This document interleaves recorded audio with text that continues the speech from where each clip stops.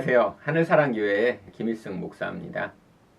이 책의 제목을 복음의 시작이라고 잡은 이유는 성경은 창세기부터 계시록까지 하나님이 하나님 백성을 어떻게 구원하시는지에 관한 복음이 담겨 있기 때문입니다.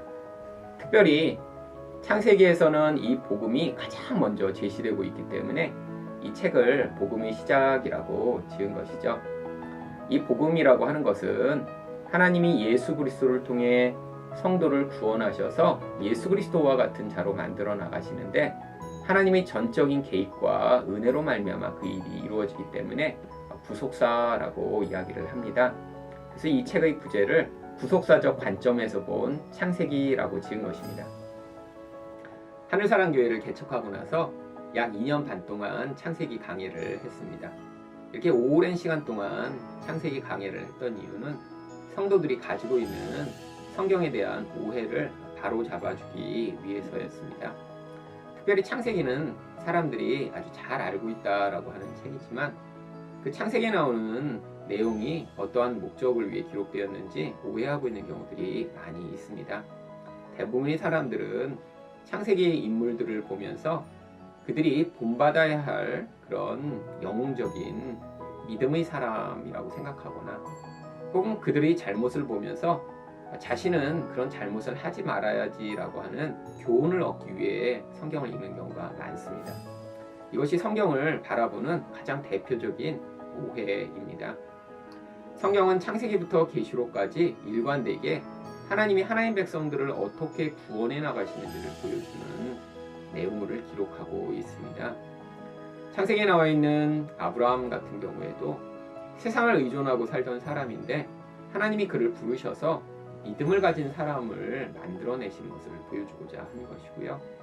또한 이삭의 경우에는 그 이삭의 인생을 통해 하나님의 복이 부어져 그가 부자가 되고 가뭄에도 그가 풍성한 그런 샘물을 얻는 것을 통해 하늘의 생명이 얼마나 풍성한 것인가를 보여주고자 하는 것이고요. 야곱의 인생을 통해서는 자기 욕심을 따라 관계를 깨트리며 살던 그 인생을 하나님이 그 욕심의 자리로부터 변화시켜 나가시는 하나님의 개입을 보여주고자 기록한 것입니다. 특별히 요셉의 인생을 통해서는 그렇게 하나님의 은혜와 또 그 은혜의 과정 가운데 경험하는 고난을 통해 흉년 가운데도 사람들에게 생명을 공급할 자로 하나님이 만드셔서 결국 성도의 인생이 이렇게 세상 가운데 하나님 나라를 확장하는 그런 인생임을 가르치시고자 이 말씀을 기록하신 것이죠. 구원은 인생 전체에 걸쳐서 벌어지는 과정입니다. 그 과정 가운데 성도들은 자기 뜻대로 또 자기가 좋다라고 생각하는 어떠한 모습이 이루어지지 않는 경우가 많이 있습니다.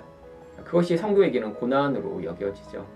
근데 이 고난의 때에 성도들이 성경을 바로 알지 못하면 오해하고 또 낙심하고 힘들게 되는 경우들이 많이 있습니다.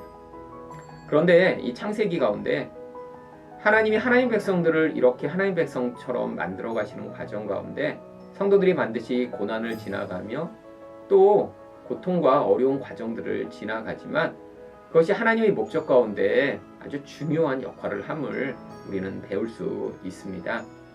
결국 믿음을 가지기 위해서는 이 땅에서 믿음을 방해하는 눈에 보는 것에 대한 의존을 벗어나야겠죠. 이것이 고난으로 여겨질 수 있고요. 또 하늘의 생명인 그 복을 사모하는 자가 되기 위해서는 이 땅에서 사람들이 복이라고 여기는 것들을 아무렇지도 않게 받아들일 수 있어야겠죠. 또 나의 뜻과 나의 욕심을 이루기 위해 살던 자가 그 욕심을 내려놓는 과정이 고난처럼 여겨지겠죠. 그런데 하나님이 인생 가운데 개입해 오셔서 하나님 백성을 구원하시면 바로 우리에게는 고난이라고 여겨지는 이 과정을 통해 하나님은 하나님 백성을 예수 그리스도와 같은 그런 하나님만 온전히 의존하고 하나님 뜻에 따라 살아가는 자로 만들어 가시는 것입니다. 바로 이런 예수 그리스도와 같은 자로 우리가 이 세상 가운데 흉년 가운데도 생명을 공급하던 요셉처럼 하나님 나라를 확장하는 자가 되도록 우리 인생 가운데 개입해 오시고자 하는 그 하나님의 복음의 은혜를 이 책을 통해 깨닫게 되기를 바랍니다.